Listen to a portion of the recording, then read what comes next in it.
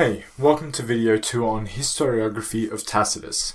This video will show you how to construct a paragraph or at least integrate 2 to 4 sentences of Tacitus and Tacitian historiography into your response. Remember, when it comes to your essay, it is entirely up to how quickly and how much you can write in a 45-minute block.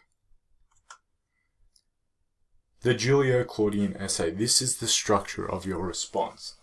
You need a full introduction, you need to answer the question in the first sentence, lays out the rest of your argument in 5 sentences, 1 for each paragraph in your essay.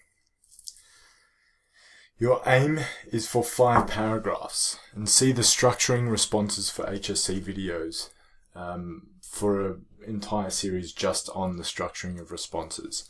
You also need a full conclusion. A total of 7 paragraphs is a minimum. So that's 5 body paragraphs, plus an intro, plus a conclusion, minimum. If you can write 8 full paragraphs in 45 minutes, then dedicate a full paragraph to an ancient historiographical paragraph. If you cannot write 8 full paragraphs, integrate the historiography into your first paragraph immediately after quoting the ancient historian for the first time. Aim for 2 to 4 sentences maximum. Now there are 2 ancient historians that you can focus on, one being Tacitus, and obviously that's the one we're dealing with now, the other being Suetonius. Okay, and you can have a look at the next video if you decide that you want to create a historiography paragraph on Suetonius. Remember well, you need to integrate historiography into your response. That is a band 5 and a band 6 response. However, do not spend too much time on this section. It will take away from the flow of your response, and it doesn't actually answer the question. Now I'm going to assume you have watched video 1 and have read, summarized, and created your own notes on these pages. Okay, primarily on Pamela Bradley's Ancient Rome Using Evidence. Pamela is your go-to guide. Okay, make sure you have read this. Pages 509 to 512 particularly, that is where most of the information comes from Pamela Bradley. I reference some sources later on that you can use, but I strongly recommend that you have read Pamela Bradley, Tacitus, at least twice before you sit the HSC. At least twice. Okay, so next slide. This is an example of a paragraph that I have created based on the information that was covered. This is a warning. I have created a standalone paragraph that was not developed in response to a question, so use it at your own peril. I cannot stress that enough. Use it at your own peril. In this paragraph, I have maintained the note-taking colors to show you that I'm using a variety of modern and ancient sources to develop my paragraph on Tacitus. I have opted to underline and bold keywords for the significance of this video only. Okay, the actual quotes obviously don't have underlining and bolding. Using this paragraph, you should be able to draw out some keywords and themes to use in your own response, and add these to the notes you have already constructed. I want you to select and record the keywords or themes that you pick out upon reading this. Please pause the video now and spend some time drawing out the key points.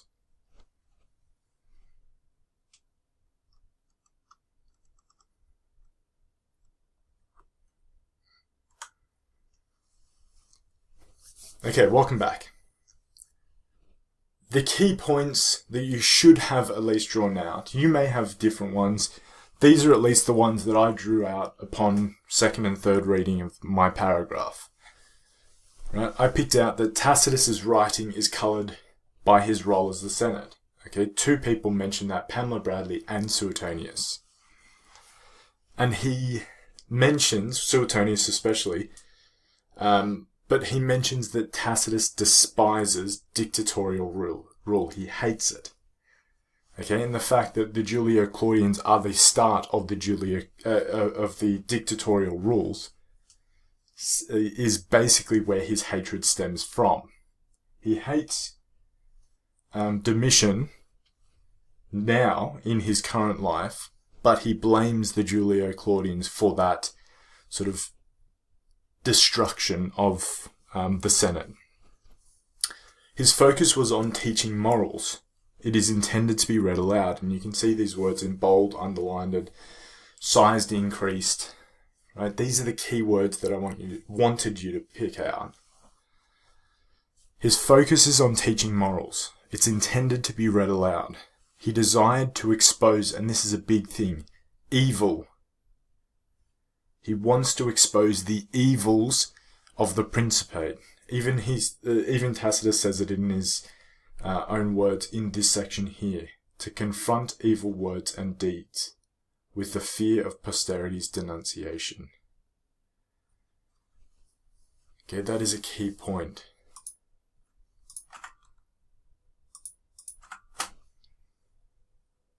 Okay. Moreover, he's highly manipulative and selective in his ordering and emphasis on stories. He persuades his audience to support his anti-dictatorial stance. And he does that by his damning asides, and we can see it down here, his damning asides that create prejudice by making sinister innuendos and attributing false motives to actions. And that's based on Bradley's description of it. Okay.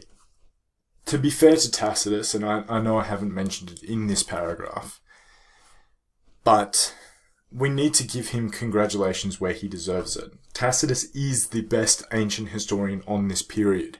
He is highly detailed with his information. He seeks a variety of sources, although he doesn't name them, which is a limitation, to come up with his annals. However, he does it in a way to entertain his audience and to teach them, or at least to persuade them to think the same way that he thinks.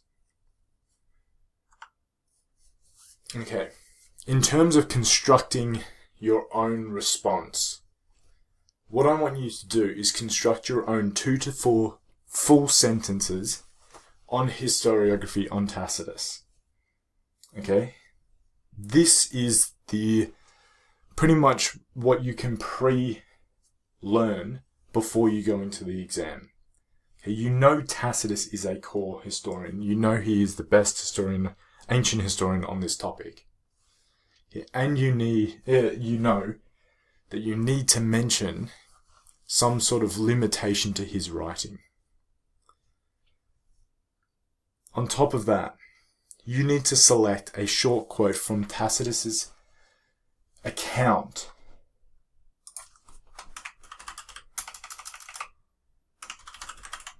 about each of the princeps. Remember, the Tacitus section on Gaius or Caligula has been lost. Do not write a Tacitus historiography on Gaius. Okay, do not. Instead, mention this as a limitation of the period. Okay, so for example, in the 2012 HSC, there was a question: to what extent was Claudius an effective ruler? In your historiography, okay, you need to mention specifically Tacitus quotes if they refer to a Julio-Claudian, a specific Julio-Claudian. In this case, the question's asking about Claudius.